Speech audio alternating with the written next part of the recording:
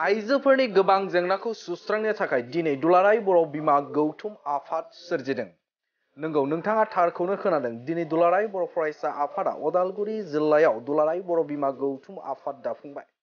रोजा रोजा बर' आइजोफोरनि जेंनाफोरखौ सुस्रांनो थाखाय दिनै दुलाराय बर' फरायसा आफादा उदालगुरि जिल्लायाव गोदानै बर' बिमा गौथुम दाफुंबाय।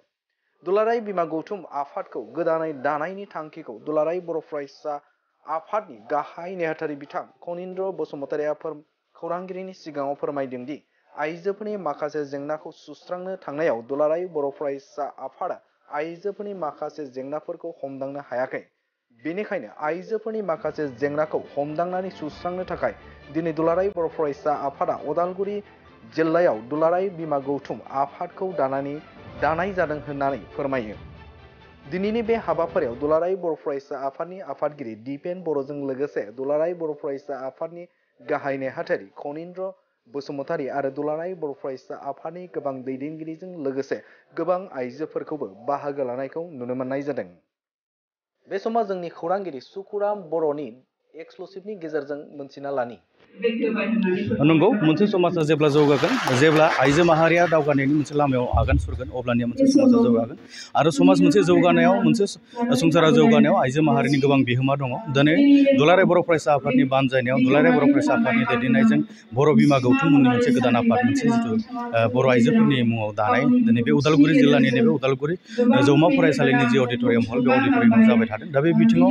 मा थांखि, मा उद्देश्य, बे उद्देश्यखौ जों मिथिनो हास्थायगोन। दिनै दुलाराय बर' फरायसा आफादनि गाहाय नेहाथारि बिथाङा दं, बिथांनिफ्राय आं मिथिनो समाव दङ। आंजों दुलाराय बर' फरायसा आफादनि गाहाय नेहाथारि बिथाङा दंफायो। बिथांनिफ्राय जों मिथिनो हास्थायगोन दिनैनि जिथु बर' बिमा गौथुम दानाय, बर' बिमा माहारिखौ जौगालांनो लामायाव लांनो नाजानाय, बेनि मेन उद्देश्य, गुबै थांखिफ्रा मा, बिथांखौ जों मिथिनो हास्थायगोन। दुलाराय बर' फरायसा आफादनि गलाघाटआव जथुमनाय 52थि थान्दै जख'न्थायनि गेजेरजों गोथौयै थान्दै मेलाव सावरायलायनायनि गेजेरजों बर' बिमा गौथुम बे आफादखौ जोङो दुलाराय बर' फरायसा आफादनि सिङावनो जोङो दानानै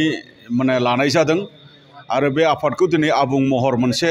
फुल फ्लेजेड महर, मोनसे स्ट्राक्चाराव दानो होननानै दिनै उदालगुरि कलेजाव दिनै थान्दै जख'न्थाय बा थान्दै मेल दिनै सोलिबाय थादों। आरो गाबोन जोंनि हाबाफारि बियो थागोन। गाबोन इन्टारनेशनेल उइमेन डे, बे हाबाफारिखौबो जोङो लानाय जादों। दा बे बर' बिमा गौथुमनि गेजेरजों जोङो बेखौनो सानदों जे आइजोफोरनि माखासे जेंनाफोरखौ हौवा मानसिफोरा खाथिथाराव थांनानै बा हौवा मानसिफोरा आइजोफोरनि गासै जेंनाफोरखौ जोङो मालाबा रायलायनायाव, मिथिनायाव बा आइजोफोरा जोंनो फोरमायनायाव मालाबा उसुबिदा जानो नागिरो, जायनि जाउनाव माखासे जेंनाफोरखौ जोङो सुफुंख'नो हायै आद्रा थानाय बेबायदि जायो। जेन बर' आइजोफोरनि जिखुनु जेंना, बियो जेन फैबाय थानाय समाव जोङो मिथिनायनि गेजेरजों बिथांमोननि रिजल्भनि बेबस्थाखौ जोङो साबसिनै मावनो हायो। बियो जोंनि बे गौथुमनि थांखि, बियो मोनसे। लोगोसेयै जे दुलाराय बर' फरायसा आफादआ बड'फा गोजोथायारि सोलायनाय मावथांखि दङ। बे मावथांखिनि गेजेरजों जे जोंनि आइजो रांखान्थि बा जोंनि आइजोफोरनि मोनसे एम्पावार्ड जानांगौनि बाथ्रा, बा आइजोफोरनि जिखिनि राइट्स, बा आइजोफोरनि जिखिनि मोन्थाय, बा आइजोफोरनि जिखिनि जौगानाय, बे जौगानाय बिथिङै मैखोम आरो मोजाङै खामानि मावनांगौनि थाखाय बे आफादा बांसिनै खामानि मावगोन। लोगोसे जोङो दिनैनि थासारियाव जोङो नुबाय थादों जे आइजो ट्राफिकिं बा जे चाइल्ड एबिउस, बा जोंनि हिन्जावसा गथ'फोरखौ रेप खालामनाय बा मार्डार खालामनाय, बा बायदि मैया थासारि, बा ड्राग्स बायदि मैया थासारि, नैबे थासारिया जोंनियाव फैबाय थानो नागिरदों। दा बेफोरखौ गासिबो बिथिङै बा गासिबो एंगेलै बा गासिबो कर्नारनिफ्राय बेखौ जोङो बोरै गैया खालामनो, बे बिथिङै एक्टिभलि बे बिथिङै खामानि मावनो थाखाय जोंनि बे आफादखौ जोङो दानानै लानाय जादों। दा बे आफादा बबेबा मोनसे आफादजों हेंथा खालामनानै, बा बे आफादा बबेबा मोनसे आफादनि माबा मोनसे साननायनि उल्थायै खामानि मावनायनि बाथ्रा नङा। जे बड'फा उपेन्द्रनाथ ब्रह्मनि सान्थौ आरो सानस्रि, बेखौनो सिगाङाव दोननानै बर' हारिखौ गेरेमसा खालामनांगौनि थाखाय दुलाराय बर' फरायसा आफादनिनो सान्थौ आरो सानस्रि बा जिखिनि थांखि आरो अबजेक्टिभ, बेखौनो गोरोबनानै जे आइजोफोरनि मोन्थाय, आइजोफोरनि जौगानाय आरो आइजोफोरनि गासैबो जेंनाखौ सुफुंनांगौनि थाखाय, आइजो रांखान्थि जौगानांगौनि थाखाय, आरो आइजोफोरनि सायाव जे एट्रसिटिस बा आइजोफोरनि सायाव जे अयथासार, बेफोरखौ जोङो बोरै गैया खालामनो हायो, आरो आइजो सोलोंथाइ बेखौ जोङो बोरै माने साबसिनै जोङो खालामनो हायो आइजोनि जिखिनि बिथिङावनो माने पार्टिसिपेसन बेखौ जोङो बोरै साबसिनै जोङो खालामनो हायो बे थांखि आरो नोजोरखौ लानानै दिनै मोनसे आबुं महर होनायनि दिनै मोनसे डेलिगेट मोनसे सेसन सोलिबाय थादों बेखिनि गोजोन्थों। आबुं बायदि मोनसे आफाद दङ बर' उइमेन जास्टिस प्रग्राम बायदि मोनसे आफाद दङ बिनि फारसेयावबो दिनै बर' बिमा गौथुम मोनसे दुलाराय बर' जोंहा गुबुन मोनसे आफाद बे आफादा मा मावदों मा मावाखै जोंहा बेखौ माने बुंनो गोनां गैया खालिबोल' जों दुलाराय बर' फरायसा आफादा माने माखासे खामानिफोरखौ जोङो मावनायाव मालाबा माने हाख'यै माने जोङो फिल खालामदों माने स्पेसियेलि माने आइजोफोरनि माखासे जेंनाफोरनि सायाव आइजोफोरनि देहानि बाथ्रा थायो बेवहाय आइजोफोरनि गोबां बाथ्राफोरखौ जोङो हौवा मानसिफ्रा रायज्लायनो मालाबा उसुबिदा जायो दा मेनलि बेफोरखौ जोङो बोरै माने मिथिनायनि गेजेरजों जोङो बोरै सल्भ खालामनो हायो बे बाथ्राफोरखौ जोङो नायदों आरो दिनै नायबाय थादों जोङो जे जेसेबां सुइसाइड माने केस जाबाय थादों दिनै बे सुइसाइड केस जाबाय थानायनि गेजेराव दिनै आइजोफोरनि संख्याखौ जोङो बारा मोन्दों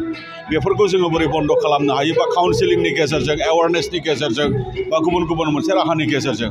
दा बेवहाय जेबो थाखोमानाय बेवहाय जेबो थांखि गैया बबेबा मोनसे आफादजों कनफ्लिक्ट माने जाहैनाय बेबायदि सिन्था आरो उद्देश्य गैया गुबुन आफादा गावसोरनि सान्थौ आरो सानस्रि आइडिय'लजिखौ लानानै खामानि मावथों जोंहा जेबो बुंनो गोनां गैया आरो बड'फानि सान्थौ आरो सानस्रिखौनो लानानै आरो दुलाराय बर' फरायसा आफादनि जिखिनि आइडिय'लजि बा दुलाराय बर' फरायसा आफादनि थांखि आरो नोजोर बेजोंनो गोरोबनानै एसे आइजोफोरनि बिथिंखौ साबसिनै मावनो हायो नामा नैबे थांखि आरो नोजोरजों नैबे जास्ट माने बर' बिमा गौथुमखौ जोङो माने दानानै लानाय जादों गोजोन्थों। दिनै बे आबहावा दानाय फरायसा आफादानो आबहावाखौ दादोंमोन नाथाय दिनै दुलाराय बर' फरायसा आफादनि दानाय आबहावा दिनै एसे खामानि मावनायाव लेहेम जानायखौ नुनाय बिदि जागोन होननानै जोंनियाव बेबायदि जोङो सानाखै माने नंगौ माने आबौबाबो माने बड'फा उपेन्द्रनाथ ब्रह्मनि दैदेननायनि गेजेरजोंनो बड'फानि सान्थौ आरो सानस्रिनि गेजेरजोंनो दिनै आबौबाबो दाजादों आरो बिथांमोननि माने दाजानायनि उनाव बिथांमोना जथेस्थ' बर' माहारिनि जौगानायनि थाखाय खामानि मावदों आन्दलनाव जथेस्थ' बिथांमोना माने खामानि मावदों बिथांमोना दाबो दिनै खामानि मावबाय थादों जेसे हायो जे जायगायाव हायो जोंहा बेवहाय माने बिथांमोननि सायावबो जेबो बुंनो गोनां बाथ्रा गैया खालि बेनोबोल' जे दिनै जे जोंनि दुलाराय बर' फरायसा आफादनि जे पसिसनिया जे बिबान नैबे पसिसनिया बिबानगिरिफोरनि गेजेराव मोनफ्रोमबो कमिटियाव साब्रै साबा बा सयजनसो बिबानगिरिफ्रा जोंनियाव गैया नङा दङ अब्लाबो गोबां खारनाव जोङो आइजोफोरनि जेंनाफोरखौ जोङो मिथिनांगौनि थाखाय बा समाधान खालामनांगौनि थाखाय जिखिनि खामानि मावनो गोनां दङ बेवहाय जोङो मोनहास'वा जादों थारैनो बे जोंनि बर' बिमा गौथुमा दुलाराय बर' फरायसा आफादनि मोनसे आवथायावनो थागोन दुलाराय बर' फरायसा आफादनि मोनसे गाइडेन्सजोंनो सोलिगोन दुलाराय बर' फरायसा आफादनि सान्थौ आरो सानस्रिजोंनो सोलिगोन बियो दुलाराय बर' फरायसा आफाद दा जेरै माने आगान सुरलांदों बेबायदिनो आगान सुरलांगोन गुबुन मोनसे आफादजों कनफ्लिक्ट जानांगौनि बाथ्रा बेवहाय जोङो जेबो नुहुरा आरो जों जानो होनाय नङा गोजोन्थों। नंगौ दुलाराय बर' फरायसा आफादनि गाहाय नेहाथारि खनिन्द्र बसुमतारी बिथाङा दिनै फोरमायबाय दिनै जिथु बर' बिमा गौथुम मोनसे जि आफाद दादों बे आफाद दानायनि मेन उद्देश्य आरो थांखि बेखौ दिनै बिथाङा फोरमायनानै होबाय जोंबो आसा खालामदों नैबे आफादनि गेजेरजों आइजो माहारिनि जिथु मोनसे थासारि बे मोजां मोनसे थासारियाव फैगोन आइजो माहारिनि जिथु गांनाय उखैनाय बा आइजो माहारिनि जिथु मोनसे आंखाल बियो सुफुंजागोन आरो बे आफादा बेसेबां गोजानसिमहालागै थाङो जों बेखौ उननि समावसो मिथिसिगोन आरो उदालगुरिनिफ्राय सुकुराम बर' बड'लेण्ड बुब्लि मोनसे फोसावथाय 2024निफ्राय 2025 मायथाइनि ड्रिम किन्डारगार्टेन प्रि स्कुल काम क्रिट सेन्टारनि मुं थिसननाय हाबाफारिया सोलिगासिनो दङ। क'क्राझार सहरनि साखाथियाव थानाय एबा देबोरगाव बड'लेण्ड मुलुगसोलोंसालिजों नांजाबनाय गियानपुरियाव गोदानै ड्रिम किन्डारगार्टेन प्रि स्कुल काम क्रिट सेन्टार बेखेवदों। जायफोर बिमा बिफाफोरा सानसेथोलो गाव गावनि उन्दै गथ'फोरखौ नोजोर खालामस्लाबनो हाया एबा साख्रि बाख्रिफोराव बेस्थ' जानानै थायो बैसोर बिमा बिफाफोरा गावनि उन्दै गथ'फोरखौ गियान होनायजों लोगोसे 2 बोसोरनिफ्राय 5 बोसोरनि गथ'फोरखौ बे ड्रिम किन्डारगार्टेन प्रि स्कुल काम क्रिट सेन्टाराव सोलोंथाइ होनो हागोन।